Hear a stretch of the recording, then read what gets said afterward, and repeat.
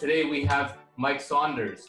He's the principal clinical affairs scientist at Unicity, where basically his job is he designs clinical trials with Dr. Dan Gubler, the chief science officer of the company, on Unicity's products.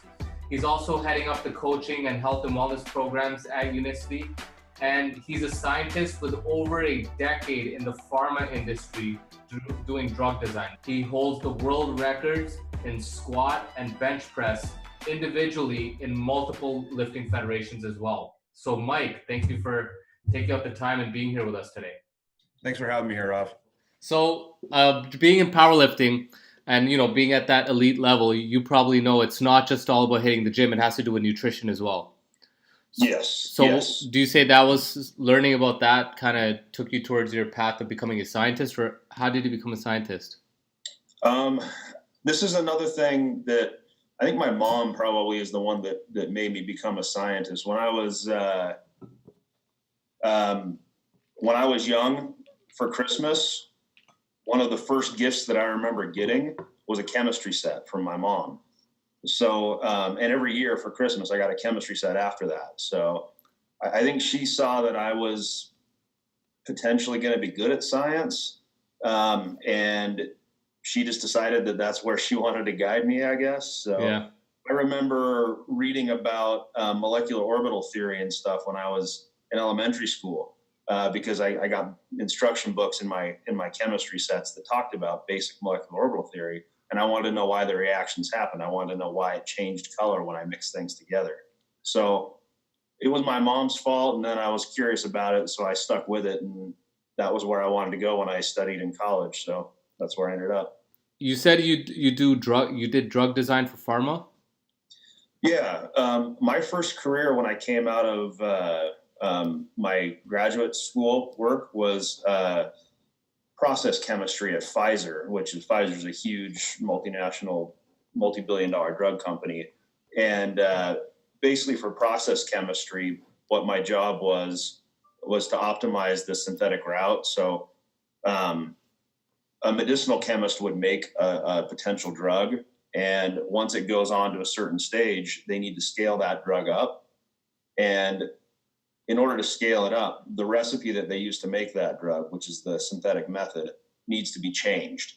So I was the one that would go in and redesign the recipe to make it to where it was more efficient, less expensive, wow, and safer, more scalable. And then from there, I ended up going into medicinal chemistry, which is the guy that actually makes the initial drug molecules. And I always wanted to try and help people and try and, cure diseases. That was my goal, was go in and cure diseases. But the pharmaceutical industry, it's very challenging to be able to successfully put a product forward. It takes years and years of study on each individual product. I could work on a project and maybe 10 years down the road, it might be a drug, or it may more likely not make it to be a drug.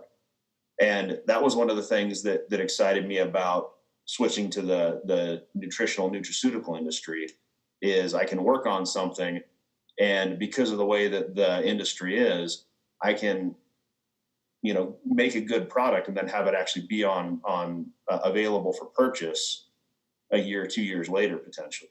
Wow. And so being in the pharmaceutical industry and having that pharmaceutical background, I'm sure, and I'm this is amazing. I didn't even know this prior to this call, Mike, but you see a lot of people in the medical industry, especially medical doctors, they're advocates for pharmaceuticals, and they say, take this drug and take that drug. But the moment something comes about supplementation, the first thing they say is, oh, that's a waste of money. That stuff doesn't work.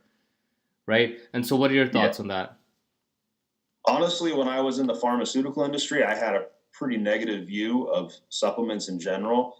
And it wasn't just because of my pharmaceutical background. It's because I've been involved in sports nutrition for years and years and years. And unfortunately, most nutraceutical companies don't put out a good product. They do a lot of good marketing, but the product tends to, for example, they may use an ingredient that's clinically proven to have a strong effect, but they only put a small amount of that ingredient in. So they can say clinically proven ingredients, but they never do clinical trials on their product. All they do is put those ingredients in small amounts, and you're basically getting a pill with nothing in it, nothing that's going to actually affect your body. So Wow. A lot of supplements out there really don't do a whole lot of good. So there's certain things that I knew worked and that I knew were good, but there's so much misinformation for the bulk of supplements out there, and there's so many bad products out there, it's hard to find supplements that you can trust. Wow. And so you have the background with pharmaceuticals, and now you're working with a nutraceutical company. And just for our listeners, how would you define nutraceutical? Basically, nutraceutical is a product that uses natural plants and products from those plants and potentially animals as well. And you don't isolate one specific active compound. You use the entire plant itself.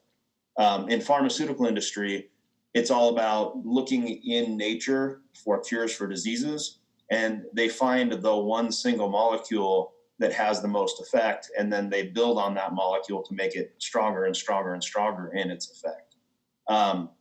Nutraceuticals are more holistic in their approach. They don't just look for that single molecule.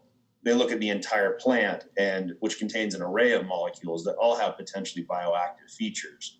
And they use that plant or combination of plants to have an effect in the body.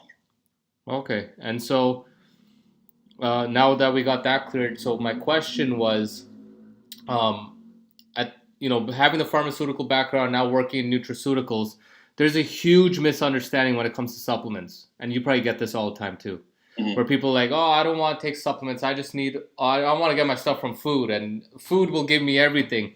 And I used to believe the same way too when I was studying for pre-med and I was in my undergrad and stuff. I always used to say, oh, supplements are crap. They're a waste of money. But certain supplements are life-altering. They're life-changing. And so, what is the reason for that? I mean, why are people misinformed when it comes to supplements? And why are supplements so important in today's diet?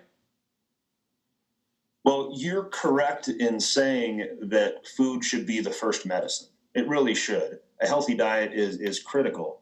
Unfortunately, if you look at the food that we eat nowadays, it's different than it was even 100 years ago.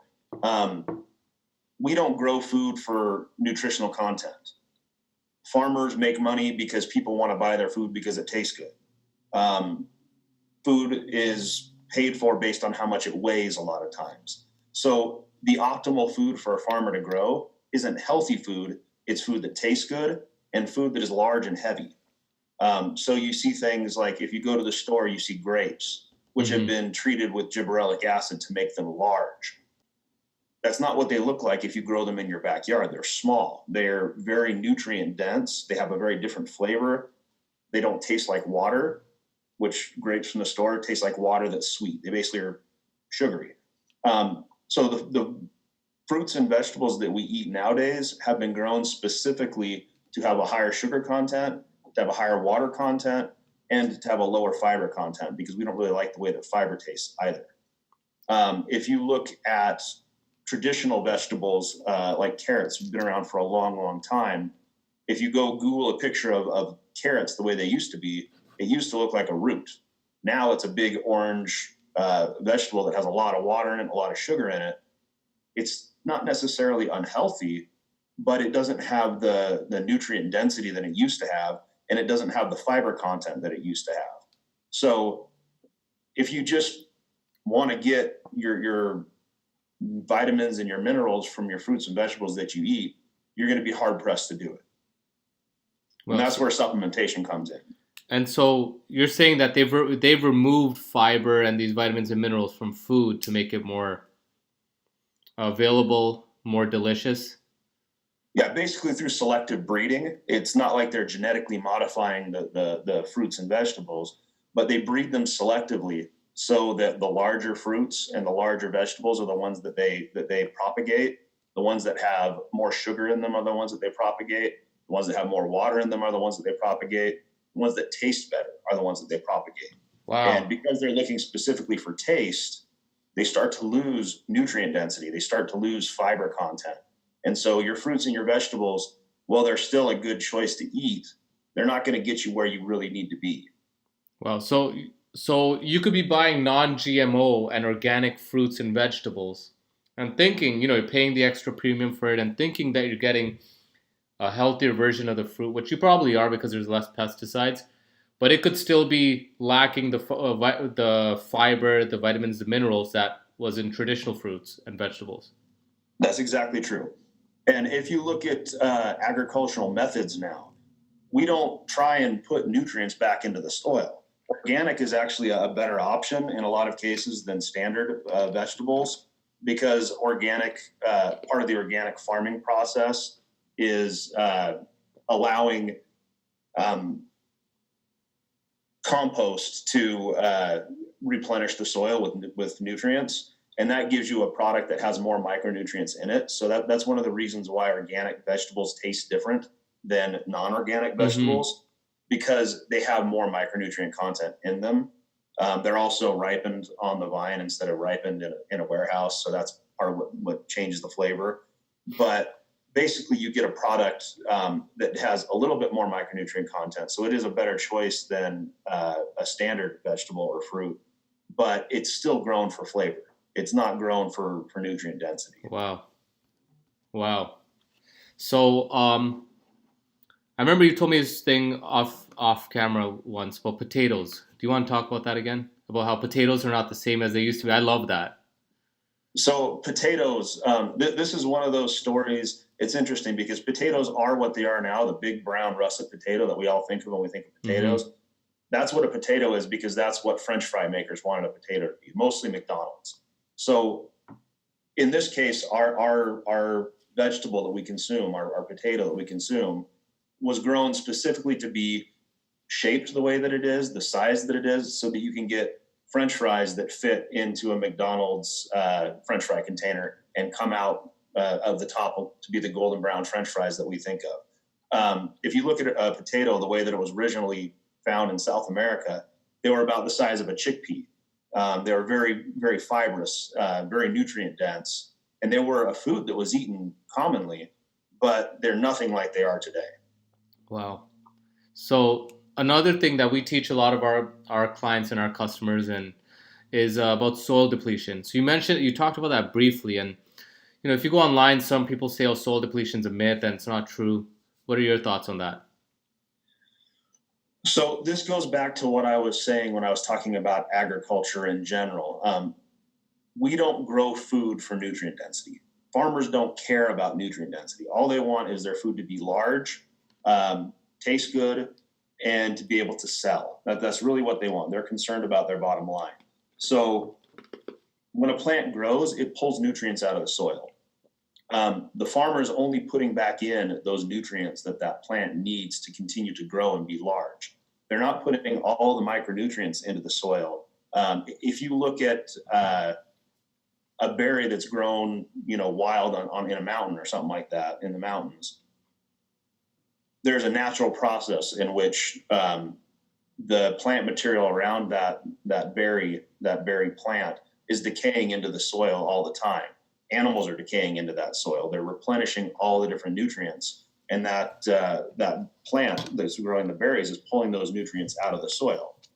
The same thing happens when you're farming, except for the first group of plants pulls the nutrients out of the soil, and then year after year after year, they're only replenishing the nutrients like nitrogen that the plants need. They're putting fertilizer on. And the plants need those to grow large and to produce fruit, but they're not getting any of the micronutrients that your body needs in order to be as healthy as possible.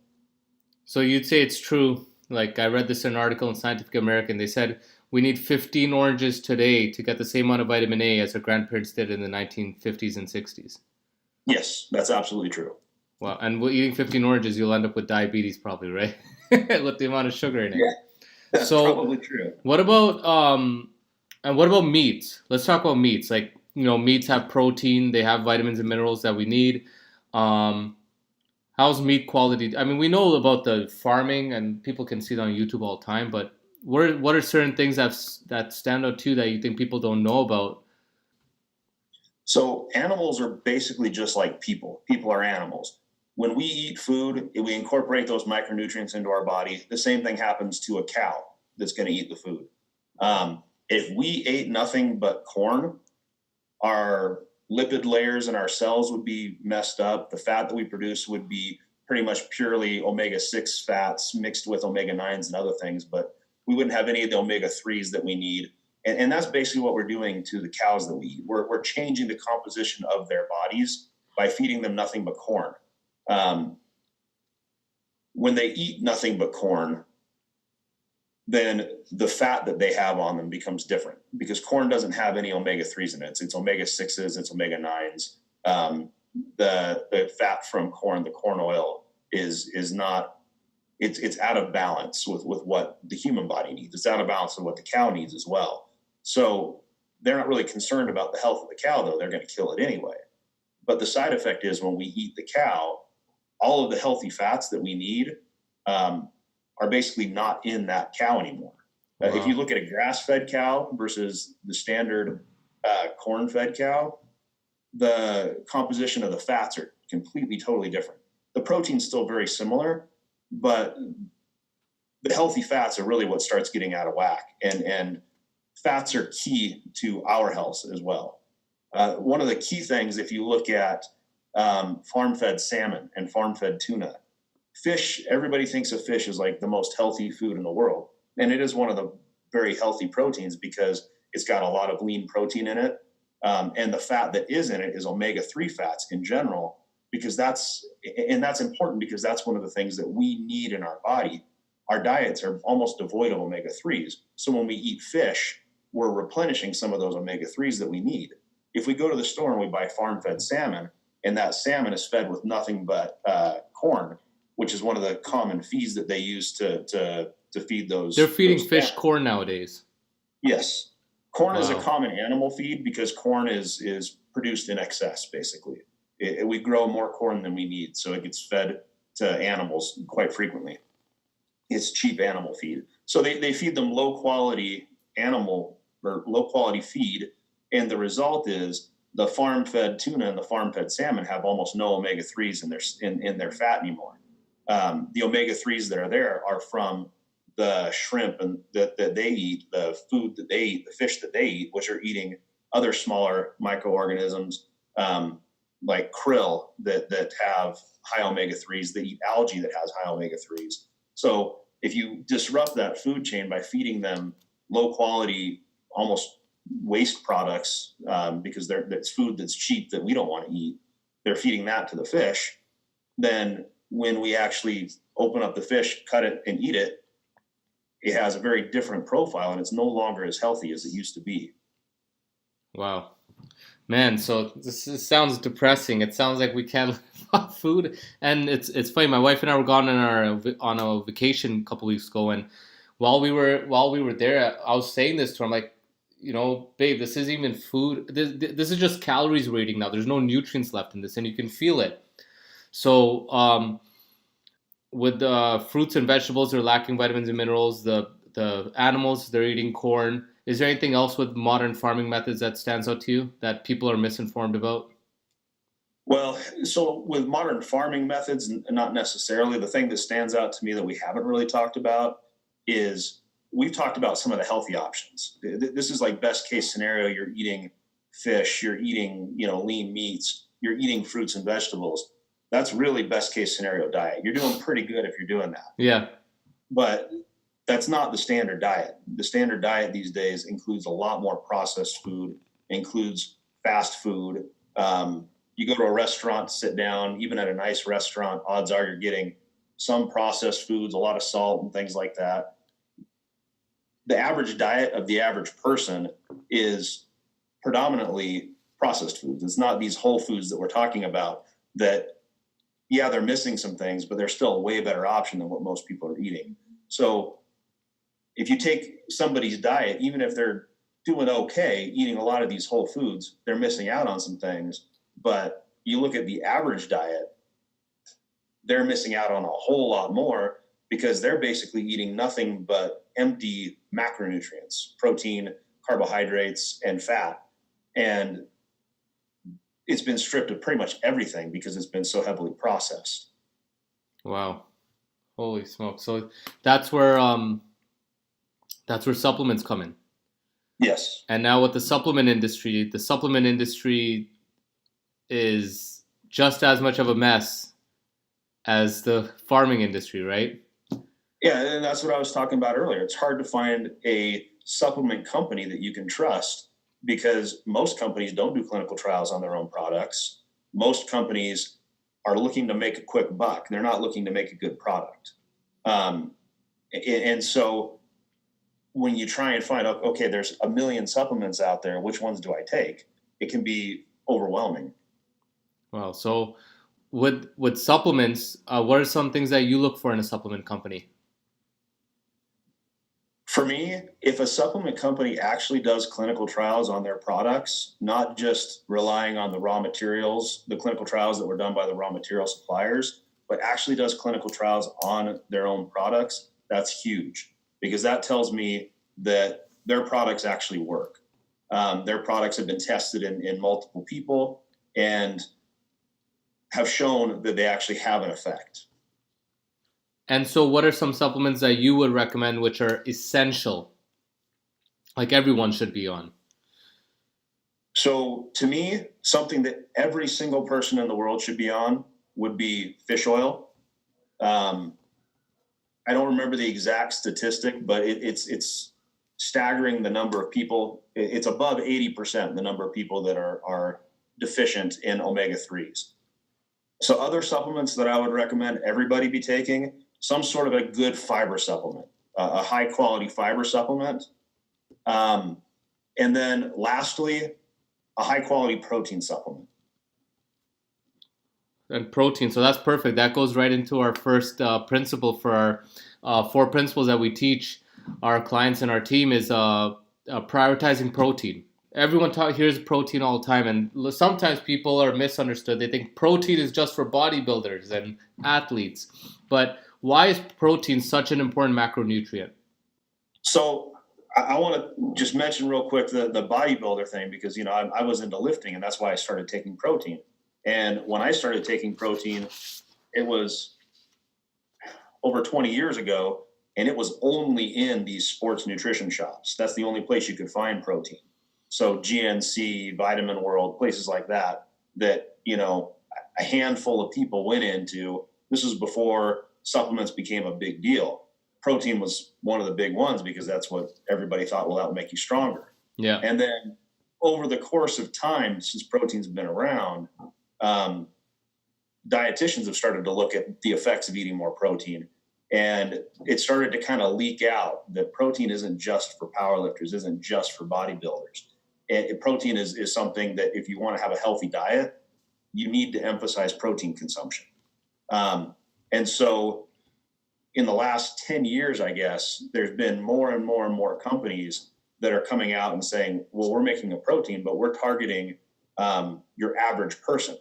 We're targeting stay-at-home moms. We're targeting executives, people that are busy, that don't have time to have great meals. You give them a protein shake, that's a great meal right there. A protein shake is almost enough on its own.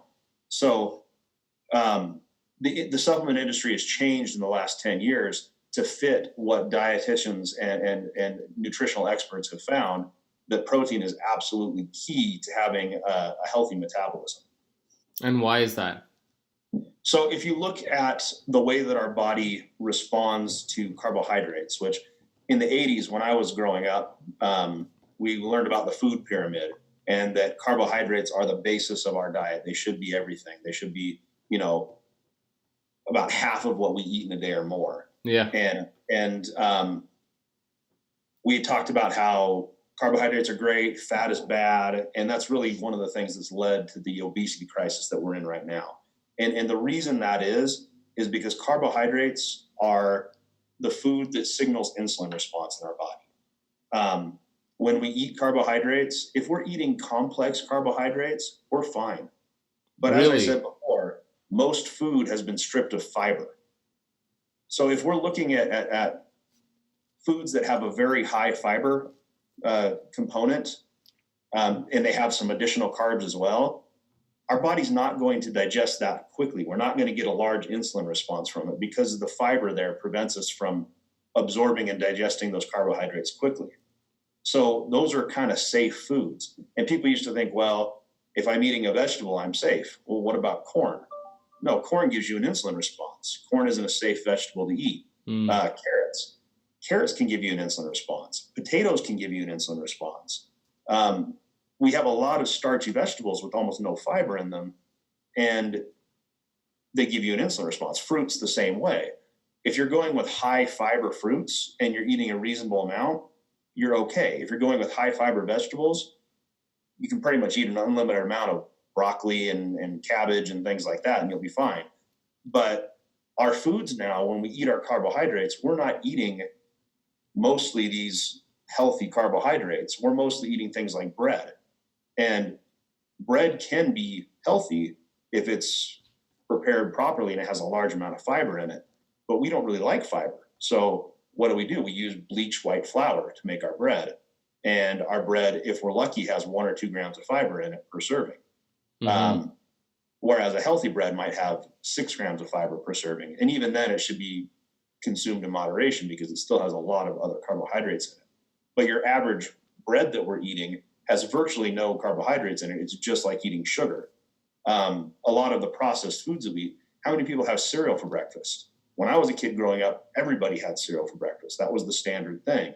And cereal is basically nothing but sugar. It may not say sugar as the number one ingredient, but the carbohydrates that are in there are processed to the point where they break down almost instantaneously in our stomach and become basically sugar. So we get a very large insulin spike. And what insulin does is it tells our body to take the sugar in the blood and store it and either use it or store it. So we're either using it right away for any calorie needs that any needs that our body has, or we're storing it in fat cells. After we have a large insulin spike, our blood sugar tends to drop down below normal, and that makes us feel very hungry. So we go out and, what does TV tell us to do? When you're hungry, you grab a Snickers, right? Yeah. Or go to a coffee shop or grab anything. And actually, before we even talk about protein, since we're on this topic, let's end off our first call on talking about insulin, because you beautifully explained insulin, and that's something that we teach a lot of our clients, is that insulin resistance is probably the root cause of 90% disease happening in our world today. It's the plague of prosperity, yet people have no idea what insulin is doing to their body. Insulin itself is a healthy and necessary thing.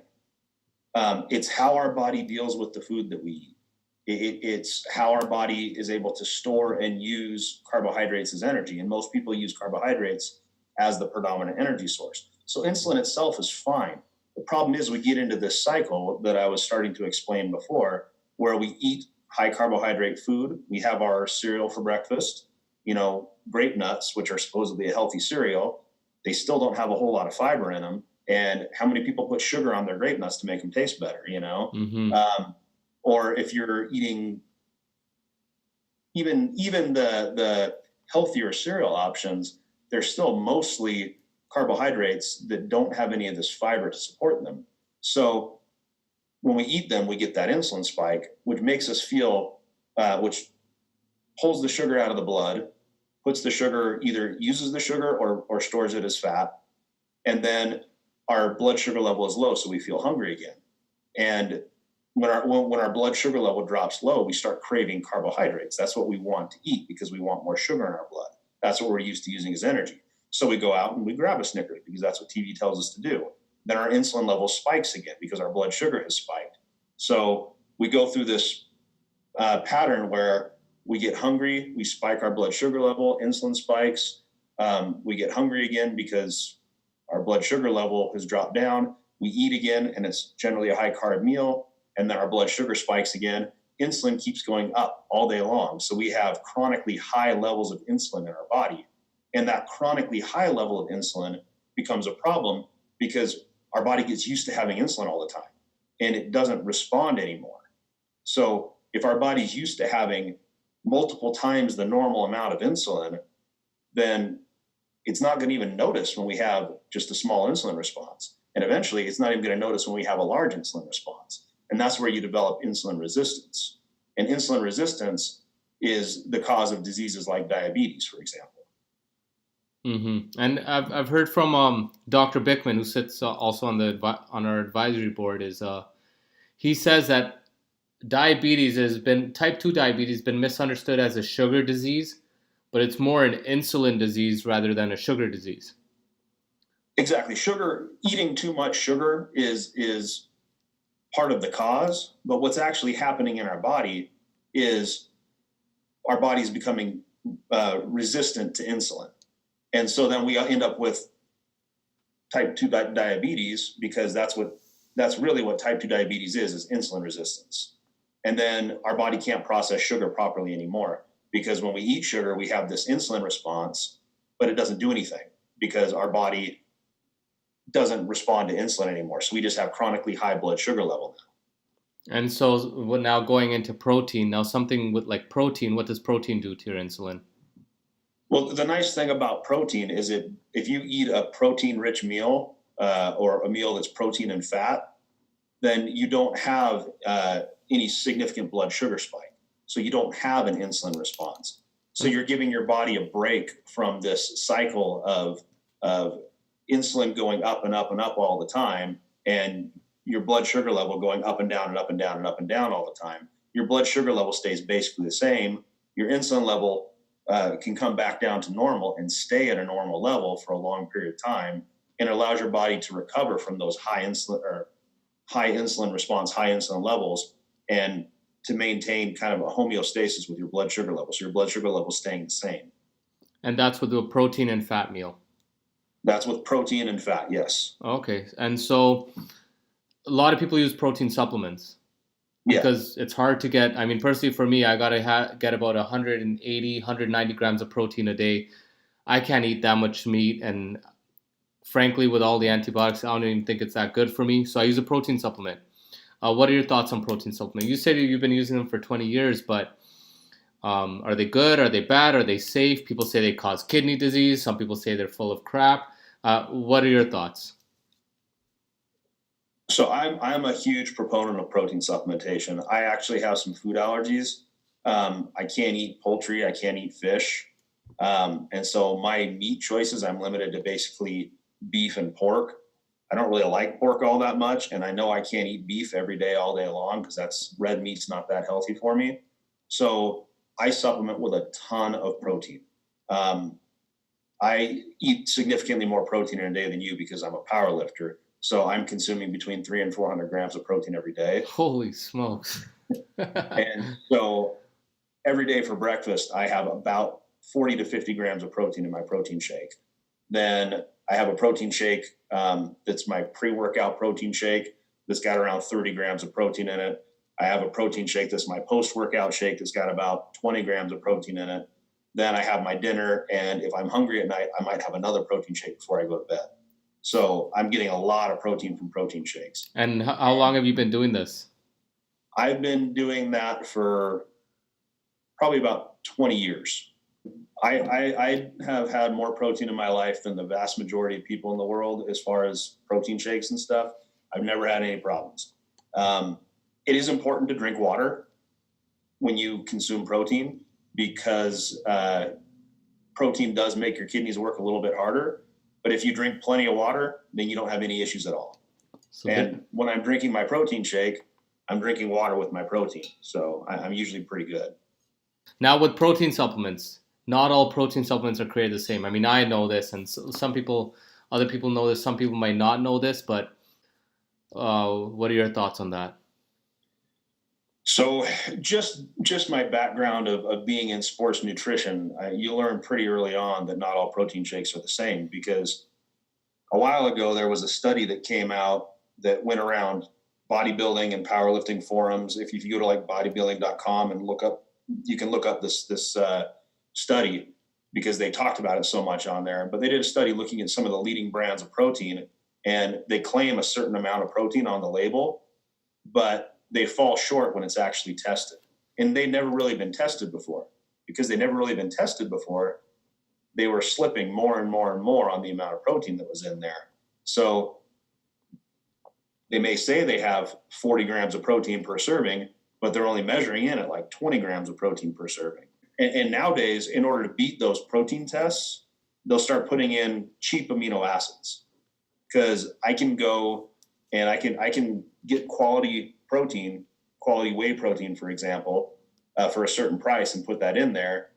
And then if I want to get up to 30 grams of protein, I might just throw in another 10 grams of glycine, which is a super cheap amino acid.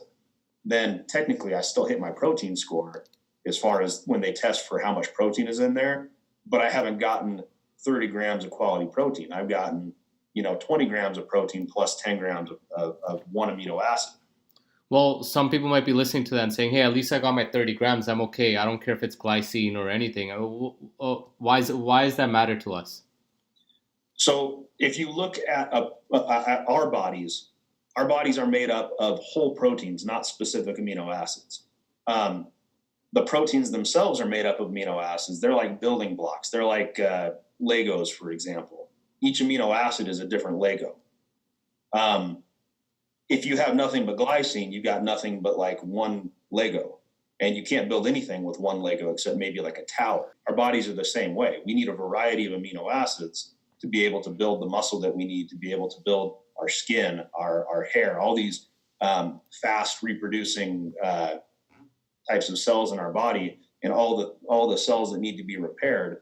These are things that we need to have certain amino acids to rebuild them. So when we go exercise or break down our muscle tissue and our muscle tissue needs to be repaired, if we don't have the right blend of amino acids, it's not going to happen. If we have just glycine, it's basically going to use whatever glycine it needs and then pee out the rest. So it's not going to do anything for us. Okay. And my next question about protein supplements is regarding isolates and meal replacements and stuff like that. So a lot of people, they'll buy an isolate and they'll just keep drinking the isolate. So do you use an isolate all the time or you mix and match? I have different proteins for different times of the day. So if you are wanting to have a protein just to support your diet, an isolate is one of the worst proteins you can use. A whey isolate is one of the worst proteins you can use because it's a fast digesting protein. It has a great amino acid score, so we're getting all the amino acids that we need, but we're getting a big bolus of amino acids all at once because it's fast digesting. And most people can't use all those in one short setting. So we end up excreting most of those amino acids because we can't absorb them fast enough. Wow. So if you want to have an ideal protein for somebody that's just wanting a meal replacement protein, it shouldn't be pure whey isolate. It should be a mix of proteins, a mix of fast and slow digesting proteins so that you get a steady stream of amino acids throughout a few hour period so that you feel full longer and so that your body is actually able to absorb and use all those amino acids that you're eating. Okay, and so let's talk about unicity proteins. Unicity proteins are some of the best proteins I've tasted. I've been using them for years. Unicity has a different wide variety of protein lines, but let's start off with the Complete, their meal replacement. What makes Complete so unique?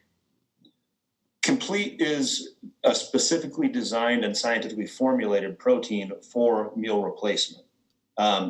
It has that mix of casein and whey. That's the fast and the slow digesting protein. And the vanilla Complete also has soy protein in it as well, which is another slower digesting protein. Now, is that good for us? A lot of people will read that and say, I don't want soy. What are your thoughts on that? So soy is... You're laughing.